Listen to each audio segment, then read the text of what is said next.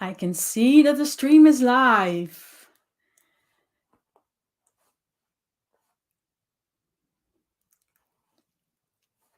So I hope someone can hear me.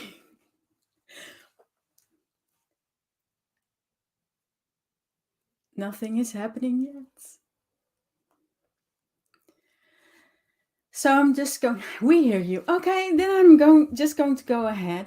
Hi, my name is Marsha. I'm in the Netherlands. It's 7:30 here. And yeah, I'm ready for your questions. So I hope you are enjoying the stress-free card making summit so far. I've seen beautiful cards already in the Facebook group. And how long have I been gel printing? How did you get started? Okay, so I bought my first gel plate in 2014. And I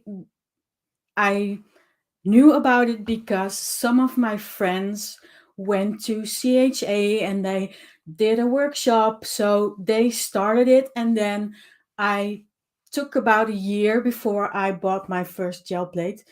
And yeah, what did I do? What did I do to get started? I just started. There's I don't know what to say about that. What type of paper cutter? Oh, yeah, I can't show you, but it's like an office, well, a home office type paper cutter.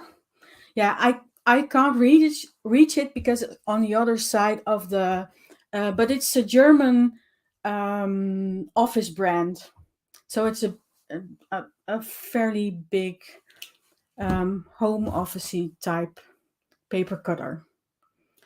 Hello, question. What can be used to substitute baby oil to clean the stains besides baby oil? Okay, baby wipes is one thing, and then baby oil is to clean off any stubborn paint or ink stains. And with some stamping ink, the baby oil won't get everything off, but most can be cleaned with the baby oil. And instead of baby oil, you could also use vegetable oil, olive oil, any oily things. And it doesn't need to be baby oil. The baby oil I have, I think, is also maybe there's almond oil in there. So anything oily works. How do you know when to pull off the paper from the gel plate? Okay. Um, if you have seen the video, you know that I don't roll over the paper with a brayer, or I hardly ever do that.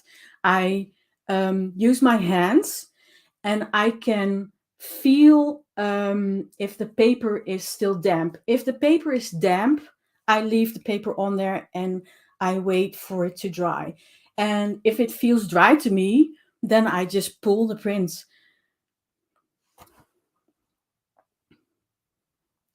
Question: Is there any to make? Is there any dot dot dot to make an opaque acrylic paint more transparent? You won't be able to make an opaque acrylic paint a lot more transparent, because there usually is white in there. So it will also be, it will always be at least translucent. But what you can do is you can mix in some gel medium or matte medium, any type of medium. I can. So this is one that I use. Yeah, so this is matte medium. This is fluid. And this is a gloss medium, so that depends on personal preference. And you have these from all kinds of brands, so that you don't need to go for Liquitex because those are kind of expensive.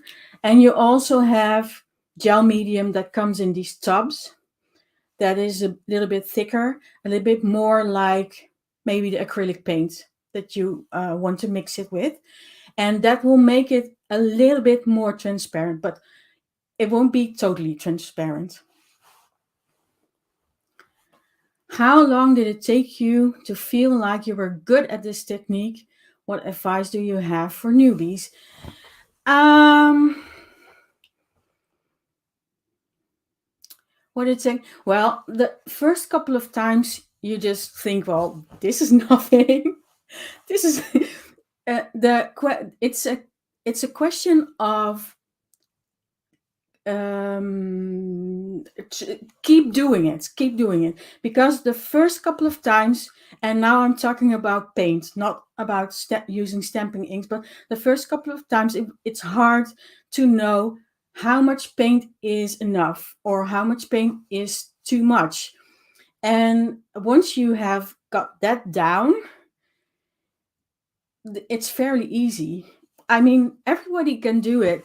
Kids, older people, it's for all ages. Everyone can do it. And question, do you like using paints or inks more? Well, I kind of think that I addressed it in the presentation, but I like using paints way more because it unlocks all of the possibilities of the gel plate. You can do things with paints that you can't do with inks. It just won't work. Can you tell us the difference between using dye inks and pigment inks on the gel plate? Yes. So dye inks uh, beat up on the plate. So if you use dye inks on the gel plate, you will notice that you get these little dots. So the dye inks kind of separate on the plate. So you can't get an even coverage. You can roll with your brayer over it and make it a little bit better, but pigment inks are, yeah, I would say more oily. So they do not separate on the plate. They don't make little beads, and yeah, that's why I would suggest using pigment inks over dye inks on the gel plate. But you might like the result, right? So always experiment and try it yourself before you go for what I say. Experience it yourself first.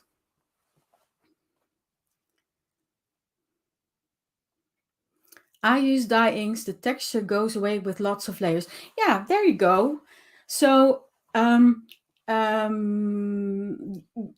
that could also be a question of having a brand new gel plate, because a brand new gel plate still has like that slick surface. And once you have used that gel plate over and over again, some of that slickness goes away. And that might mean that the dye inks, um, uh, yeah, have less texture. Would it work to use different widths of tape on the same? Yes, it will. Yeah, you can do that. Totally do that. I see a collection of gel plates behind you. How many different sizes do you have? How many different sizes? 1, 2, 3, 4, 5, 6, 7, 8. So those are 8. And then I have on my table, there's number 9. And then I have minis. And minis, I guess those are also 9. So 18 in total. Question: what type of brayer do you like using? Yeah, I like a speedball soft rubber brayer. And I'm looking behind the computer. Okay, I have two kinds. I have this one. That's a deluxe one that is you can't take it apart. And I have this one, and this is a pop-in one, so you can remove the roller and then you can clean this roller easily in a bucket of water. What is your favorite paper to use with a gel plate? Okay, I don't have one type of paper that I prefer for everything. I like using just regular copy paper for making collage paper, because it's nice and thin and it's cheap, and you almost always have it on hand. And then I have for cards or something like that, something that is maybe a standalone print, because I do that too. Actually, I do that more than I make cards. I use a drawing paper, and that's about 200 GSM. So it's not too thick. It's also not too thin. It's pliable. That's the kind of paper that I like. And then I also have printmaking papers. So I have a simile Japon paper that I like very much. It's simile Japon means something like fake Japanese paper. Anyway, that's my favorite. Next question. Have you ever used watercolor powder on your gel plate? That's one of my favorites. Yes, actually, in my last video so I'm a Jelly Arts brand ambassador, and for my last video on their YouTube channel, I use watercolor powders. But I like the effect, but I'm not a huge fan of watercolor papers because they sting my fingers. So I'm too messy to use that. I'm messy with watercolor powders, and it means I need to wear gloves, and but I like the effects. Question: new to gel printing, what basic starting out supplies would you recommend? A gel plate, a brayer, paper. So I would start with a nice stack of copy paper, maybe a little bit thicker copy paper, heavier copy paper, that would be nice, and some paints.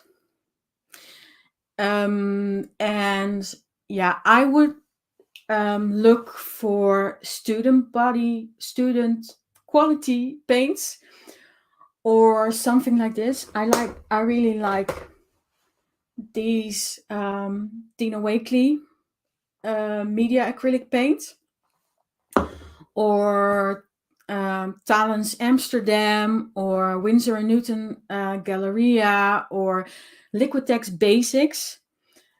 You have those in smaller tubes too, so you can try a couple. Don't buy the whole range of colors because you don't need those. Just start with one tube of whites, maybe one tube of black or another dark color, and then maybe 3 of your favorite colors. And that would be enough to get started. Hello fellow Dutchie. Hi Nicole.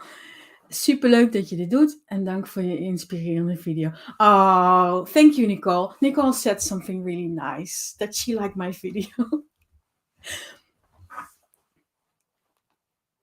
Question: when would you use pigment ink versus paint on the gel plate? Yeah, when I feel like it. There is no particular reason. It's a question of personal preference and what you feel like at the moment. At least it is for me.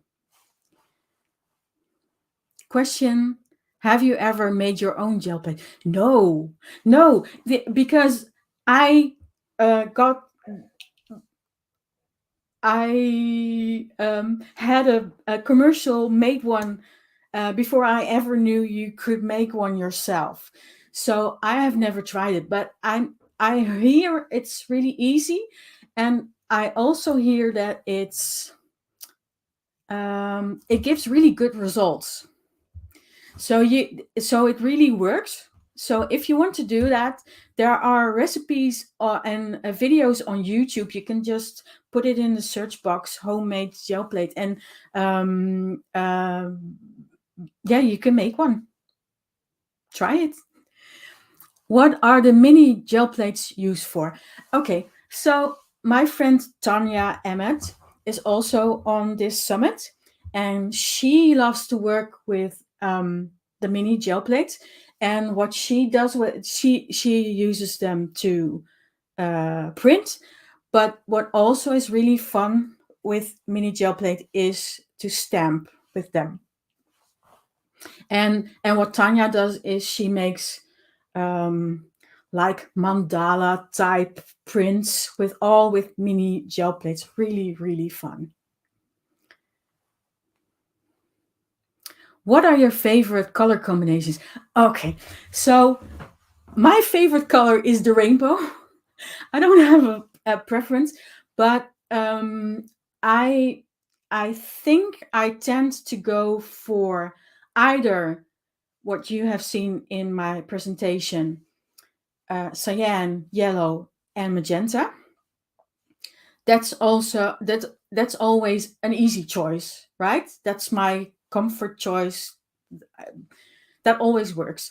And then I have combos that are, and now I don't know what the correct terminology is, but the ones that follow on the color wheel.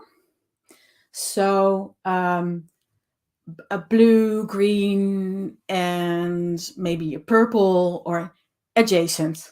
Yeah, so three adjacent ones or in the same area of the color wheel. And I'm now looking at paint, red, orange, and pink. That kind of color combo. I wonder if you can use the back of larger stamps to do the same as you mentioned using the mini plates for. Um, you can always try that. I'm all for experimenting. That's how you get um, the coolest results, right? Um, Gel plates are made to release all media. So I don't know what the back of a larger stamp will do, but the material of a gel plate is designed to release all media. So yeah, you have to try and see if it gives you the same results.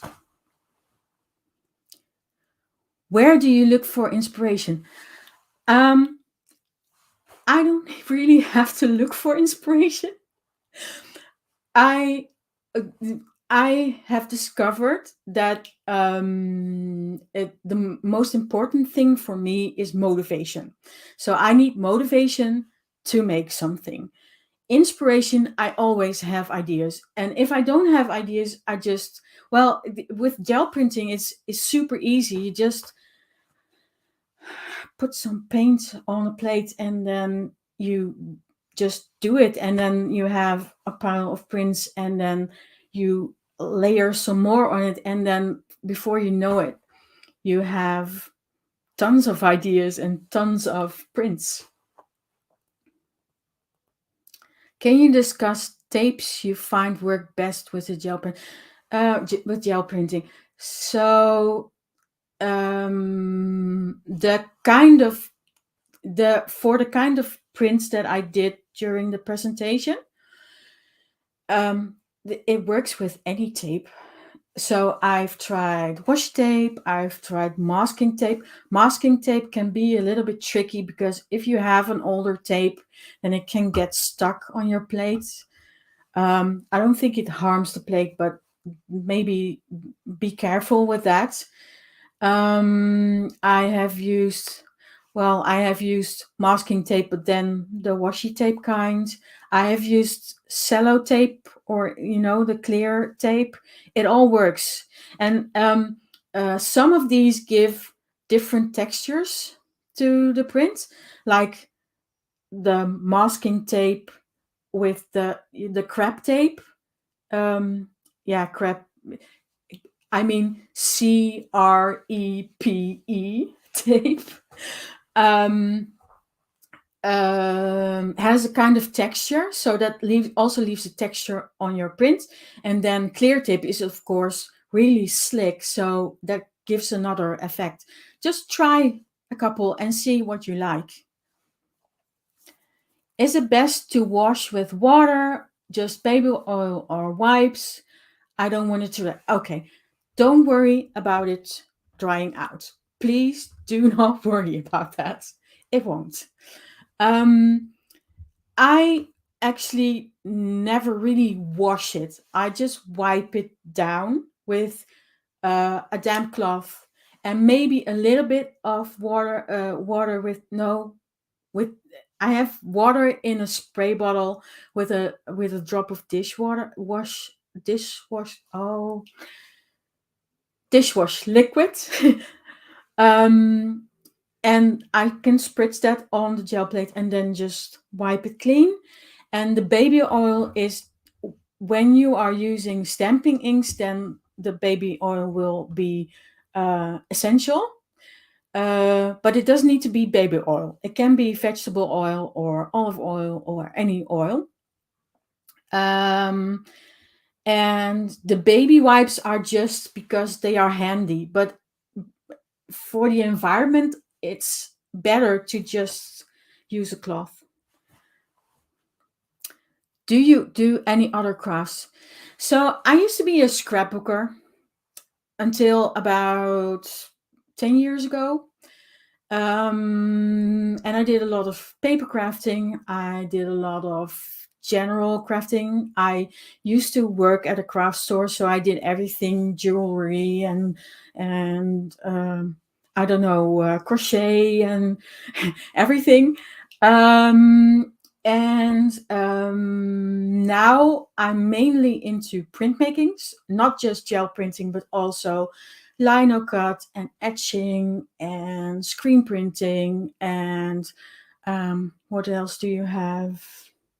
Well, anything printing, printmaking, and then I also do some art journaling and some more mixed media um, type things. So that's what I mainly do.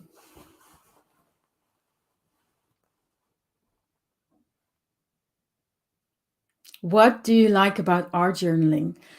Art journaling is like anything goes. So, um, art journaling is about, I don't know, maybe finding myself on the page. That sounds really woo woo, but it's freedom. That's what I like about art journaling. It can be anything I feel like, anything I want. I'm the boss of my art journal. Nobody has anything to say about it. I can do whatever I want. What if your clamshell package gets damaged? Yeah. Can you use something else? Um, um, hmm. I um, I have my mini plates. Those don't come in a clam shell packaging, and I keep them in a shallow box, but between printer paper, so it doesn't touch the plastic of the box. because you sometimes need to be careful with the type of plastic. So I have those in a shallow box.